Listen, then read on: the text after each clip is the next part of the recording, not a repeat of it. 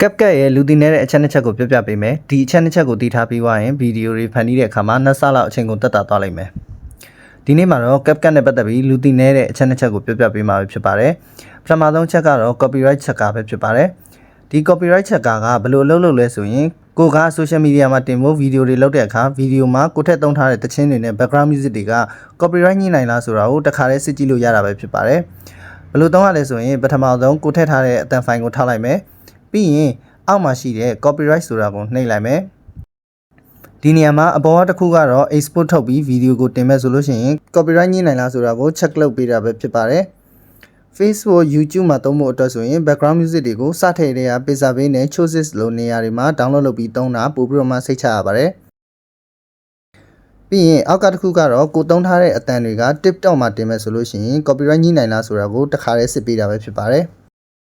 check ဆိုတာကိုနှိပ်လိုက်တာနဲ့ copyright ညှိမယ်ဆိုရင်လာပြပေးတာဖြစ်လို့တင်ပြီးမှ copyright ညှိလို့ပြန်ဖြတ်ပြီးအစပြန် edit လုပ်ရတဲ့ကိစ္စတွေရှိတော့မှာမဟုတ်တဲ့အတွက်အရန်ကိုအချိန်ကိုတက်တာစီမှာပဲဖြစ်ပါတယ်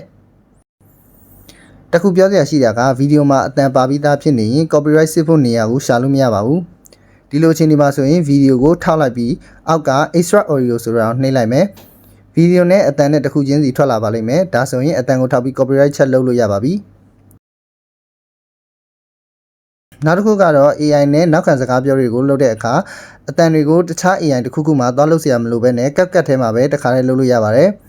အခုလိုလုပ်ဖို့အတွက်ကိုပြောချင်တဲ့စာသားတွေကိုအရင်ရေးထားပြီး copy ယူပါမယ်ပြီးရင်အောက်မှာရှိတဲ့ text ဆိုတာကိုဝင်ပါမယ်အဲ့မှာ text to audio ဆိုတာကိုရှိပါတယ်အဲ့ဒါကိုနှိပ်ပြီး copy ကူးလာတဲ့စာတွေကို paste ချပါမယ်ဒီအောက်က move voice ဆိုတဲ့နေရာမှာကျန်းနေတတ်တဲ့အတန်တစ်ခုခုကိုရွေးချယ်ပါစကားပြောတန်ရင်အနည်းအမြန်ကိုတော့ဒီ setting ပုံလေးကိုနှိပ်ပြီးစိတ်ကြိုက်ချိန်ကြည့်လို့ရပါတယ်ဒါဆိုရင်နောက်ခံစကားပြောတွေကိုတခြား AI တစ်ခုစီမှာသွားပြီးတော့မှတကူတကထုတ်เสียမလို့တော့ပါဘူးအချိန်ကုန်လဲတက်တာသွားပါတယ်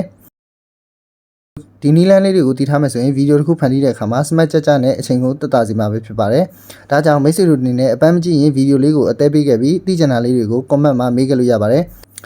နောက်ထပ်ဗီဒီယိုတွေလည်းတင်ပေးအောင်မှာဖြစ်လို့ channel လေးကို follow လုပ်သွားပေးဖို့တောင်းဆိုချင်ပါတယ်ခင်ဗျ